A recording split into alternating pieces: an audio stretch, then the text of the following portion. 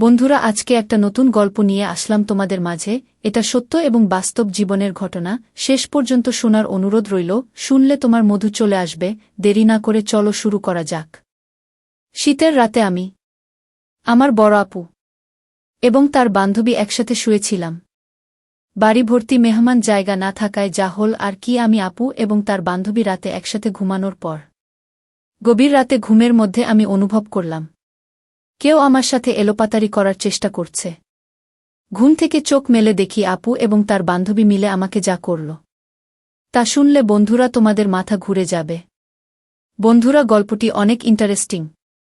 আশা করি পুরো গল্পটি তোমরা খুব মনোযোগ সহকারে শুনবে। তাহলে চলুন বন্ধুরা, গল্পটি শুরু করি।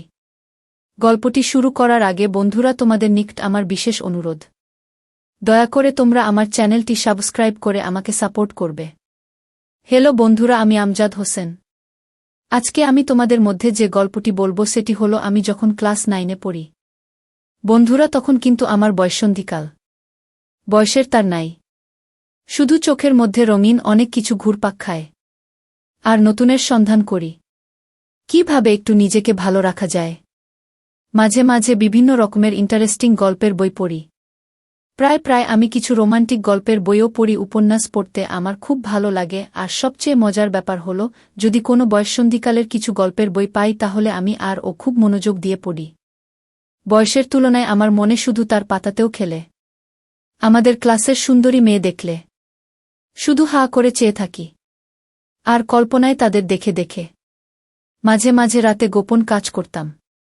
আর মনে মনে ভাবতাম যদি কাউকে পেতাম তাহলে অনেক মজা করে উপভোগ করতে পারতাম।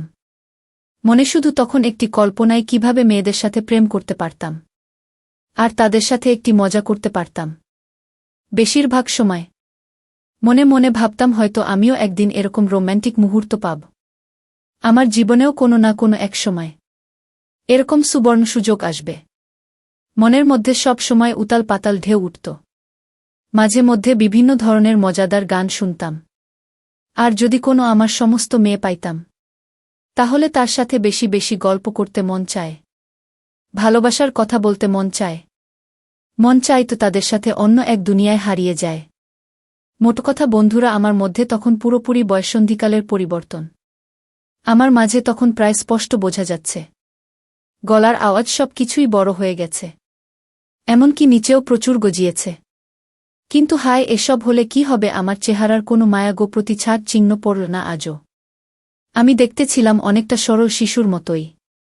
কেউ দেখলে জীবনে কল্পনাই করবেন না যে আমি এত সরল। যাই হোক বন্ধুরা, মাঝে মধ্যে আমি নির্জন জায়গায় একটি গোপন কাজ করতাম, যে কাজটি প্রায় প্রত্যেক পুরুষই বয়ঃসন্ধিকালের সবচেয়ে বেশি করে থাকে। কিন্তু আমাকে দেখলে কেউ ভাবতেও পারত না যে আমি এই গোপন কাজটি করি। মাঝে মধ্যে স্নান করতে গিয়েও ওয়াশরুমে পানিতে ছেড়ে দিয়ে মনের ইচ্ছামতো সুন্দরী মেয়েদের কথা ভাবতাম আর ইচ্ছামতো এই কাজটি করতাম। যাই হোক বন্ধুরা, মূল ঘটনায় আসি। আমার বাবা একজন ব্যবসায়ী, মা গৃহিণী। আমরা এক ভাই এক বোন। বলতে পারেন আমাদের সুখী পরিবার। বোন হল আমার বউ। আমার বোনের নাম উর্বশী। সে আবার ঢাকা বিশ্ববিদ্যালয়ে অর্থনীতি বিভাগে পড়ে। আমার বোনটি অনেক কিউট এবং মিষ্টি। কি দারুণ তার চেহারা! ছোটবেলায় সে আর আমি একসাথে থাকতাম। তাকে নিয়ে কত কানামাছি খেলতাম। যাই হোক, এখন আমিও বড় হয়ে গেছি, সেও বড় হয়ে গেছে। কিন্তু সে আমার থেকে অনেক বড়, প্রায় 6 বছরের বড়। তার দৃষ্টিতে এখনও আমি খোকা। আমার বড় বোন আমাকে অনেক ভালোবাসত। সে ঢাকা ইউনিভার্সিটিতে একটি মেসে থাকে। বছরে 2-4 বার আসে বাড়িতে বেড়ানোর জন্য। কিন্তু ঢাকা ইউনিভার্সিটিতে পড়তে গিয়ে যে আমার বড় বোন এত সুন্দর আর স্মার্ট হয়ে গেছে তা মাঝে মাঝে সে বাড়িতে আসলে বুঝতে পারতাম। মোট কথা, সে এত সুন্দর আর এত লাবণ্যময় এবং আবেদনময় হয়ে গেছে তা আগে আমার চোখে কখনো ধরা পড়ে নাই। তাকে দেখলে মনে হয় যেন সুপারহিরোইন। কি বলব বন্ধুরা, যদিও সে আমার নিজের বোন, তারপরেও তাকে দেখে আমার মাথা ঘুরে যায়। মাঝে মধ্যে মনে হয় আমি তার প্রেমে পড়ে যাই। আবার সেই সাথে প্রচুর মেধাবী বটে। কি যে করি, মাথায় কোনো আইডিয়া আসছে না। তখন মাথায় এক শয়তানি বুদ্ধি কাজ করে। আপু যখন বাড়িতে আসত তখন প্রায় আমি লুকিয়ে লুকিয়ে তার বিভিন্ন দৃষ্টিভঙ্গি দেখতাম। কি সুন্দর দেখতে! তাকে দেখলেই মনে হতো আমি তার প্রেমে পড়ে যাই। দেখার সাথে সাথে আমার হয়ে যেত, তারপরেও মনে মনে ভাবতাম যদি আমার বোনকে আমি ফাঁদে ফেলতে পারতাম তাহলে হয়তো আমার মনের আশা পূর্ণ হতো।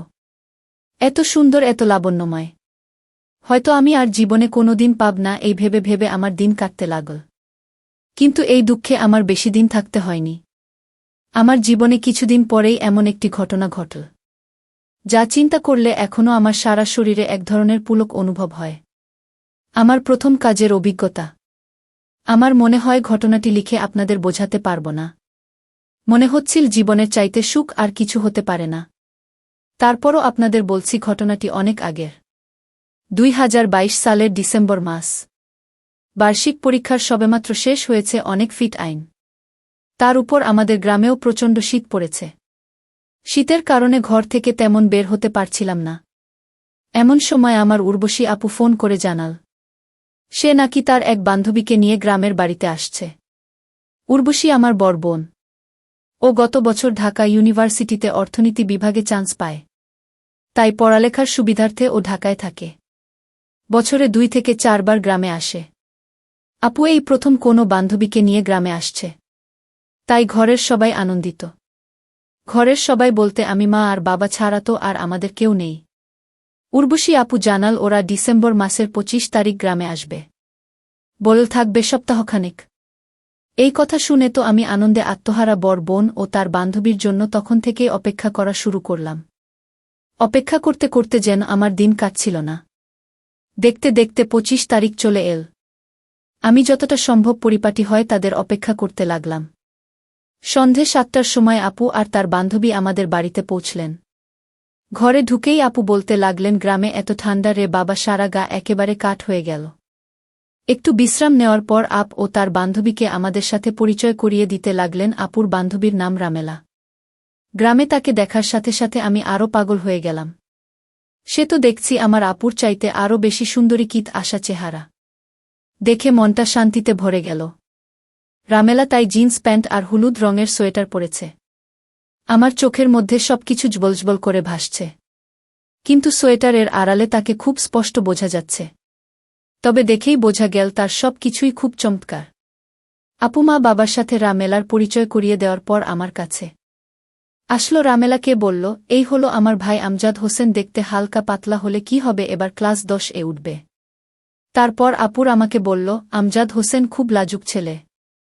আমার বোন তার বান্ধবীকে বলতে লাগল, দেখলাম এলা তোকে দেখে আমার ভাইটা কি লজ্জা পাচ্ছে। রামের সাথে সাথে আমাকে বলল, হোসেন ভাই, আমাকে তোমার লজ্জা পাওয়ার কিছু নেই। আমি তো তোমার বোনের বান্ধবী, মানে বনে তো। প্লিজ ভাইয়া, তুমি আমাকে দেখে লজ্জা পেও না।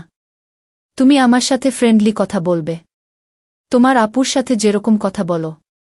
আমি হ্যাঁ রোধক মাথা নাড়লাম। এভাবেই রামের সাথে আমার প্রথম আলাপ। হয়তো সময় গড়াল দেখতে দেখতে রাত 10টা বেজে গেল। মা আমাদের ডাকলেন খাওয়ার জন্য। ইতিমধ্যে রামের সাথে আমার অনেক ভাব জমে গেছে। খাওয়া দাওয়া শেষ হতে হতে প্রায় 10টা 30 বেজে গেল। 10টা 30 আমাদের গ্রামের হিসাবে অনেক রাত, তাই স্বাভাবিকভাবে ঘুমানোর কথা উঠল। আমাদের বাড়ি খুব বড় যে তেমন নয়, ছোটখাটো, তবে একটি ছোট পরিবারের জন্য মানানসি। অতিথি কেউ এলে ঘুমানোর জন্য একটু সমস্যা দেখা দেয়। 2টাই সোনার রুম।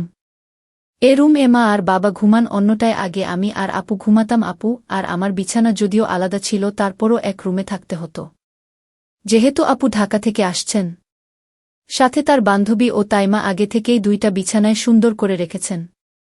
শীতের সময় বিদায় 2টা বিছানায় প্রকাণ্ড সাইজের লেপ রাখা হয়েছে। তো বিছানা যখন 2টি, তাই কে কোনো বিছানা ঘুমাবে তা নিয়ে আমি, আপু আর রামেলা ভাবতে শুরু করলাম। ভাবতে ভাবতে আমরা ঠিক করলাম, ঠিক হলো, আমি আর রামেলা এক বিছানা, আর ডান ওটা আপনি ঘুমাবে। সিদ্ধান্ত আপনি বলে দিলেন, কারণ হিসেবে বললেন। রামের সাথে আমি যেন একটু গল্পসল্প করি তাই। তো শীতের রাত, আমাদের সবার শরীর ঠান্ডা, একেবারে নাজেহাল। আপুরা মেলা আমি রাত 1-2টা পর্যন্ত জমিয়ে আড্ডা দিলাম। আড্ডা শেষ হবার পর এখন ঘুমানোর পালা। আপু আরামে ঘুমানোর কাপড় পরে নিলেন। আমি আরামে শুয়ে পড়লাম। আপু অন্যটায়, রামেলা আর আমি এক লেপে ঘুমাতে হবে, কারণ বিছানায় একটিমাত্র ছিলেন। লাইট নেভানোর পর ঘর অন্ধকার হয়ে গেল। রুমের ডিম লাইট নষ্ট, যার কারণে রুমটি প্রায় ঘুটঘুটে অন্ধকার। এই অন্ধকারে আমি আর কি করব, রামের সাথে একটু আধটু গল্প করতে শুরু করলাম। আমরা গল্প করতে করতে হঠাৎ দেখলাম আপনি ঘুমিয়ে গেছে। আপুর এমন ঘুম যে তার চোখে জল ঢেলে দিলেও সহজে ঘুম ভাঙে না। আমি হলাম আপুর উল্টো প্রকৃতির। আমার ঘুম সহজে লাগতে চায় না। ঘুমোতে অনেক রাত হয়ে যায়। মিতার সাথে শুয়ে কথা বলে জানলাম আমার মতো ঘুম অনেক চেষ্টার পর আসে। তো কি করা, রামেলা আর আমি কনকনে শীতের রাতে এক লেপে শুয়ে গল্প করতে লাগলাম। রামেলা আমাকে বলল, তোমাদের এখানে তো অনেক ঠান্ডা লেগেও ঠান্ডা হয়ে আছে। আমি বললাম, হ্যাঁ আপনি ঠিক বলেছেন, রাত যত বাড়ছে ঠান্ডাও তত বাড়তে থাকে। রামেলা শুনে ভয় পেয়ে গেল। বল, হায় ভগবান, আজ না জানি কি ঠান্ডা লাগবে। আমি অভয় দিয়ে বললাম, ভয় পাওয়ার কিছু নেই, আমি আছি তোমার সাথে, তুমি কোনো চিন্তা করো না। তারপর গল্প করতে করতে হঠাৎ আমি ঘুমিয়ে পড়লাম। রাত যখন গভীর হল তখন আমি অনুভব করলাম কেউ আমার সাথে মজা করার চেষ্টা করছে। তখন আমি আধো ঘুমে। ওমা, আমি ঘুম থেকে একটু উঠে দেখি আপুর বান্ধবী আমাকে বাচ্চা মনে করে আমার সাথে কেমন জানি অদ্ভুত আচরণ করছে। গভীর রাতে হঠাৎ কেউ আমাকে নিয়ে এলোপাতারি করার কারণে আমার ঘুম ভেঙে গেল। ঘুম ভাঙার ফলে আমি চোখ মেলে দেখি আমার দিদি আর তার বান্ধবী মিলে আমার সাথে এক অন্যরকম আচরণ করার চেষ্টা করছে। আমি তাদের আচরণ দেখে প্রথমে ভয় পেয়ে যাই। তারপর তারা আমায় বলে, তুমি যদি আমাদের কথা শোনো তাহলে আমরা তোমাকে কিছু করব না, আর যদি না শোন তাহলে মেরে ফেলব। আমি বললাম, না আপু, আমি তোমাদের সব কথা শুনব। আর আমিও তখন মনে মনে ভাবলাম, এত মেঘ না চাইতেই জল। এতদিন আমি মনে মনে যা পোষণ করতাম তা তো দেখি আজ আমার হাতের মুঠোয় ধরা দিয়েছে। তারপর আমি তাদের প্রস্তাবে রাজি হয়ে গেলাম। বন্ধুরা তারা দুইজন আর আমি একা। কি করে তাদের সাথে পারি, তারপরেও আমি অনেক চেষ্টা করলাম তাদের খুশি করতে। সবচেয়ে মজার ব্যাপার হল, আমাদের সকলেরই সেদিন ছিল জীবনের প্রথম এমন অভিজ্ঞতা, যার কারণে প্রথমবার একটু সমস্যা হলেও যখন প্রথম আমি তাদের সাথে কাজ করতে চাই, আমি কিভাবে কাজ শুরু করব কিছুই বুঝে উঠতে পারলাম না।